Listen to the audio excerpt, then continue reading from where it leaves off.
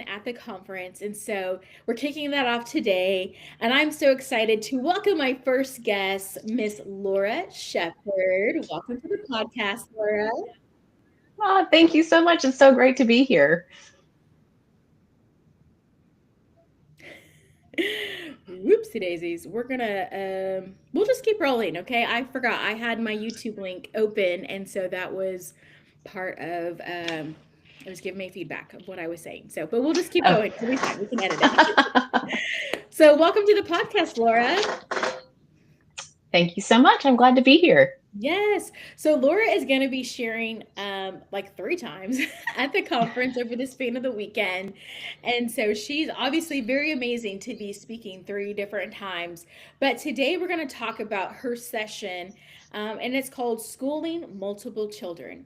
One mom, many students. And man, when we were kind of just brainstorming and talking about the sessions that we wanted to include in this year's conference, that was one. That's a question that a lot of moms have, is like, okay, I can school one, but throw in two or throw in one at a baby and a toddler, and it just, starts to make your head spin a little bit. And so, um, Rachel Bird and I both knew, like, oh, we should ask Laura Sheppard to teach this topic. You'll understand why as she introduces her family dynamic. But we were very excited to have Laura share on this. And so, Laura, we would love to just know about you and your family dynamic. Oh, thank you. Yeah. So my husband and I, we have 4 kids, and we have a 15 and a half year old. He'll be 16 in just a few months. And we have an 11-year old and 9-year old twins. And so I've been homeschooling since the beginning with our oldest. And so that's about 10 years now. And so I've definitely walked through a lot of different seasons. I've gone from schooling one child with twin babies and a toddler in tow to, schooling all 4 children now at the same time, and moving into the teen years. And now one is officially, in high school. So we also have some learning differences in the family and some neurodivergence. So throwing that into the mix too. And so it's been a really lovely journey of beautiful chaos that I'm really thankful for. But at the same time, it can be overwhelming. Yeah, yeah, I can imagine. So at what moment when you were like, okay, I've got, a kiddo that's doing his lessons, I've got twin, toddlers and a baby. At what point did it start to feel a little bit like deer in the headlights? Like, this is a little overwhelming. Like, at what point did that kind of click for you? Yeah, well, I definitely, there's definitely specific times when it's felt, especially overwhelming. And one of those was definitely when our oldest was, starting first grade. I had newborn twins and a 1-year old. And so there was a lot to juggle, and that was overwhelming for sure. And then, there's kind of that season of adding in that second student, Yeah. and navigating adding in a second student while still having toddlers and preschoolers. And Not one, but two. also, yeah, I know. Yeah. Yeah. And so, that adds a whole new dynamic as well. But I really feel like the biggest, for me personally, the most overwhelming point was when I was adding in my third and fourth Yeah. children to the mix, because, adding in a second, it's there's a little bit of nuance there, but like, when you add in that third, and in my case, third and fourth child, it just, like, there's a lot to figure out, because all of a sudden you're like, okay, how do I do all of this? How do I fit this all in? Because you feel like there's so much, and you have to do it for each child. And additionally, those younger three were all within Form 1, so they were still fairly dependent on me. Right. And then, even though my oldest was older and entering into middle school, he was still not, because of learning differences, not like, having fully come into his independence yet. And Mhm. so there was a lot of need. and not a lot of beans. Yeah, so that was kind of like your, okay, like this is stretching. Like Yes, you yes. took some creativity and some, maybe letting some things go or doing things maybe in non-traditional ways to make it work, I would imagine. Yeah, there was a lot more evaluation that had to happen in terms of, what does it look like with trying to launch my oldest into some of his independence and helping him build those skills, Mm-hmm. um, navigating. Do I combine stuff with these younger three because they were like just far enough apart that there was, enough of a difference that it didn't feel like feasible to combine like a ton of stuff, and so it was just a lot of navigating all that for Yeah. sure. Yeah. So one question that I have is like, how did that first principle of children are born persons, like, how does that affect your, or how did it affect your decision making? And I'm sure it still does, but as you're, thinking about maneuvering four different students and their learning styles and, um, your limitations of just time and the demands on you, like, how did that play into your thought process? Yes, well, it definitely played a rather large role, and I was very thankful for that to be a foundation into how I approached kind of setting up our Mm-hmm. homeschooling strategy because, especially with having twins, I had Mm-hmm. two children. They're technically exactly the same age. Um, but I really had to walk a fine line between um, being able to take advantage of the fact that they were the same age and combine certain things, but then also recognize um, they may not always be at the same level of things. Mm-hmm. And, I can't force something just because it makes it easier for me or because I want it. I really had to look at what worked for them, what Yeah. worked for the peace of our family. Yeah. And sometimes it's a give on both sides. Like sometimes I have to give because of that born personhood, but then sometimes kids have to be flexible themselves. So it's a fine balance between that give and take. Yeah, no, that's so good. I love what you said about how it's not always about what's convenient for mom, and sometimes that can be a tough tough pill to swallow is like, man, this is requiring more of maybe easier, to do XYZ, but that's actually not going to be best for Yeah, my one person over here. That's really yeah, powerful. yeah, That's really yeah. powerful. So, what do you feel like is one of the biggest misconceptions about homeschooling multiple children? Because, like, I'm listening to hearing you talk, and I'm like, I would be tempted to give up. Like, I really would be just like, this is more than I probably anticipated. So, Yeah, what do you think is a big misconception for people? I would say that when it comes to schooling multiple children, or schooling with multiple children. Maybe they're not all school age yet. Either Mhm. way, it's the misconception that we can or we should do it all. Okay. And so whether that's thinking along the lines of, well, if I just try hard enough, or if I just get organized enough, which are all great things. However, they can't take up for the fact that you've got a very complicated situation that you're navigating. Yeah. We sometimes are like, I can meet this need, or I should teach every subject, or I should be able to do all the extracurricular activities, in each kid, um, and the reality is, like, we are finite people with Mhm.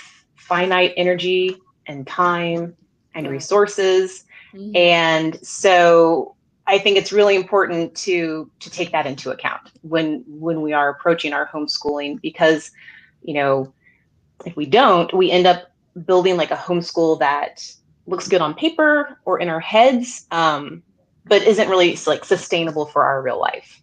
Yeah.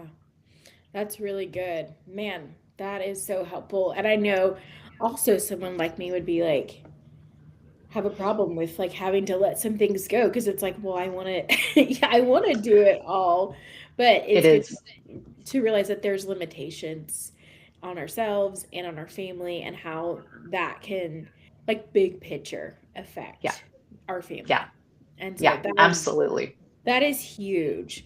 Okay, so I'm really excited for you to talk on this topic because that is a big one that you probably hear about. I hear about is like, how do we do this? Like you said, like I have 4 kids, one's already graduated, and so I remember my oldest was pretty independent. The next one, getting them to read was actually fairly easy. Started traditional school, so that actually helped in that regard. And then adding the third one was just like, oh, and you don't know how to read at all. And so that was scary. And then the fourth one is like, oh my gosh. But so, what are you going to take moms through during your session at the conference? Like, what is maybe some things that you're going to talk about or allow them to kind of ponder? Like, what are some of the pain points that you're hoping to relieve for them? Yeah. So within my session, what what I'd like to kind of navigate is the things that you can control and the Mm-hmm. things that you can't control. Mm-hmm. And that's where that nuance comes in of having to make some of those choices within your homeschool. But I'd like to focus um, particularly on using those or thinking about those things so that we can make homeschooling multiple children realistic and sustainable. Um, and so, we're going to look at things about like how to um, plan what fits your actual capacity, Mm-hmm. how to utilize habits to help with your daily flow, or like how to even navigate just the practical challenges that come up with schooling multiple kids. Mm-hmm. Because there's a lot of common questions are like, how do I get it done, school done with the older kid while I've got babies or toddlers needing my attention? Yeah. Or, how are we going to handle narrations? I've got 4 kids that need to give me their narrations. How are we going to do this? Mm-hmm. Or, how much should I be combining? Should I combine it all? Should I, what do I combine? Mm-hmm. Um, can I combine? Um, and, how do you help kids with growing in that independence? Like what's the path for that trajectory of like helping them, the older kids, like with their independence, but also like honoring the fact that they still need time with you, those things that I think are pretty common and pop into our brain, like, how do we do this? um, Yeah. and so, at the same time, we're going to recognize that every family is unique Mhm. and there's no one size fits all. My experience is my experience, and yours is yours. So I want to try to approach it in a way that allows people to have time to think through some of the tips that I can give and have an opportunity to like sit and think about them and how to practically apply them to their own situation. Mhm. Yeah, that's so good. It's good to, you know, obviously, like we want to hear and we learn from other people, and sometimes we just want the just tell me what to do and I'll just do that. But realizing that like what works for you may not work for me, and vice versa. And so, but here's some options of things that are some great tools for you to use and thinking about how that's going to work within your family dynamic. I think is really Yeah. important. So I love that, oh, we've asked all the sessions to have, you know, um, some practical application to them along with understanding the big picture, and like we talked about, implementing how, that first principle, children are born persons. And so that should honestly be the foundation of how we go about learning to school multiple children. But then there's also going to be how to handle multiple narrations and, there's those practical things that we do have to navigate. And so Yeah. I'm excited for that because I know that's going to be, so helpful for people to have both of those options. And I love what Yeah. you said about how we want it to be realistic and sustainable. I think that's so, so important because we're in it for the long haul. A lot of people, it's their desire to go as long as they can and hopefully get to graduate their students from home education. And so we do want them to be able to obtain that. So Yeah. yeah, so who do you feel like your session is for? Obviously, moms with multiple children, but is it going to be for people who have itty bitties, for people who, just have high schoolers? Like, who do you feel like is going to most benefit from your session? I think that's a great question because this is one of those sessions that, while I think that the moms who tend to feel this the most tend to be like earlier in their journey, Mhm, when they still have babies and toddlers, or they're in that place in life where they're adding in that second or third or fourth student, mhm, um, on top of schooling their, you know, previous students. Typically, those previous students are still kind of on the younger side. mhm. Um, but I really do feel like it can apply to any mom who's entering any new season. Because I mean, for me, like I had that deer in the headlights feeling again when my oldest moved into high school. Like that's a whole new, Wow. I've been doing this gig for a while and I've been navigating, schooling all four of them for, a little while. Um, but then he entered high school and that just feels like new territory. And I Yeah. feel like there's a whole new difference in like level of my responsibility because I'm trying to make sure we've got our ducks in a row and what are we going to do, for keeping track of our transcript. And so Yeah. even then, and he's going to be busier because, he might be getting a job or he might be, taking classes outside of the home. And that's going to affect our general flow of the day. So, I mean, so really, I think because of that, it really can be helpful to anyone who is just feeling like they're a little overwhelmed and they're not quite sure how to navigate it all. Whether you have babies and toddlers or you're starting to get bigs. Yeah. Yeah. So come on, come all. Yeah, I really do think so. I think there can be something for everybody to take away. That's awesome. Well, I'm so excited to have you presenting this session. And man, if I could sit in all of the sessions, I sure would because I want to learn all the things. But I'm excited. One great thing that's, part of the conference, if you whatever ticket you get is you do get the replays. So, Yeah. if you're not able to sit in a certain class that would be helpful to you, you'll still get the information. So Yeah. that is a relief. Well, wonderful. Okay, my last question is more of a personal question for you, just as a mom. Um, you know, this year, obviously, you're presenting at the conference, but this is actually your first year to present at the conference. In the past years, you've attended, whether in person or virtually. And so I would just love to hear from you, like, why do you make it a priority to a homeschool conference? You've got 4 kids, so that means your kids have to hang with your husband for the day. So there's that time factor, there's the financial investment factor. So I would just love to hear from you. Like, why is something like that important to you? Yeah, I think that's a great question. For me, there's a few things. And one of those is that I make sure that I always see myself as a born person too, Mhm. and that I am continuing my self education. And even though I've been homeschooling for 10 years, even though I've been doing the Charlotte Mason philosophy and learning about it and applying it for so long, um, I still feel like that there are things for me to improve and learn. And so I feel like a conference is a really great way to accomplish that because sometimes it can be hard for me to take that time to self educate. Hmm.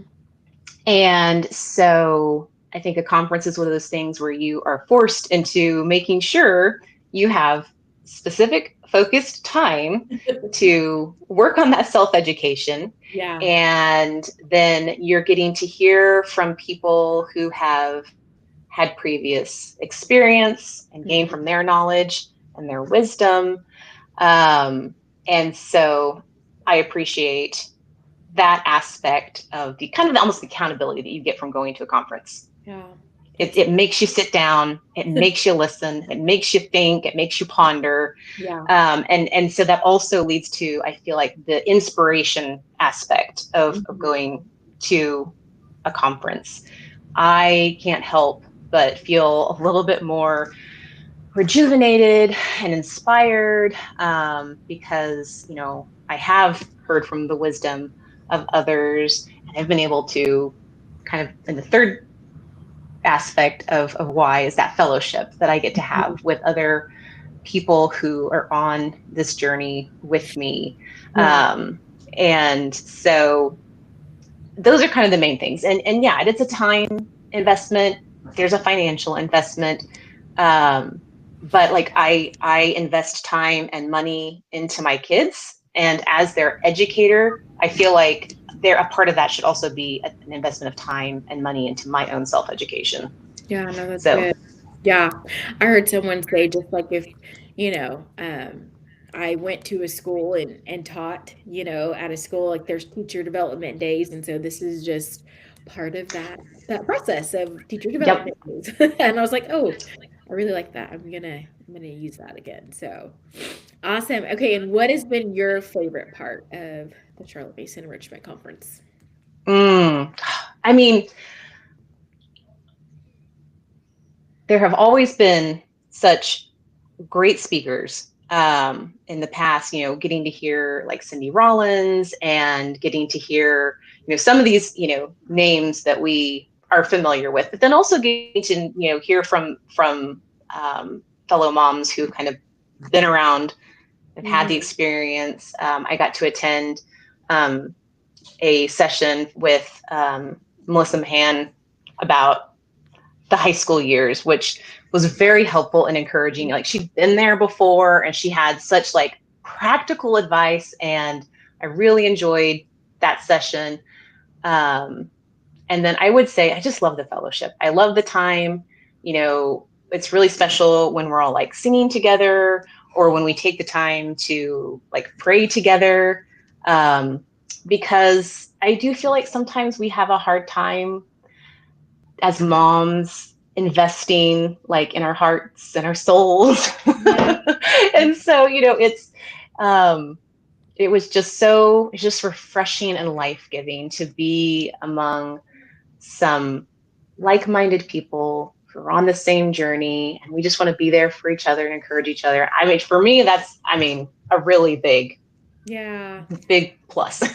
Yeah, it's like, you know, we're kind of yeah, we're on the same, like, path, if you will. We're kind of, you know, in similar seasons, we have some of the same understanding, and so it is so nice. Like, "Oh, these people get me.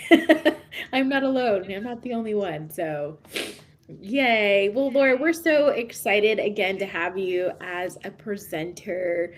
You guys will be getting to hear from Laura two more times. She's going to be teaching not only one of our equip classes, but she'll be teaching an experience class where moms get to come and definitely sit in the seat of a learner and experience learning just for the fun of it. And so you're going to be teaching a nature study class, which I'm so thrilled about and so excited to learn from you because that is something that you're very passionate about. And so excited for people to hear about that from you. And then also, we're doing a curriculum panel. And so you're going to be representing Ambleside Online as your curriculum of choice and just sharing about that with other people who may be trying to figure out what curriculum is going to be the best fit for them. So We will get to do this again very soon. But Laura, thank you again so much. One, for being a part of the conference, and two, for joining me on the podcast today. That is all the time that we have for today. And I just want to remind us all one of Charlotte's famous quotes, and it says that the only true education is self education. And so we're never going to stop learning. We're never going to stop growing. That's why we're here. That's why we do what we do. And so we look forward to seeing you on the next episode. Bye.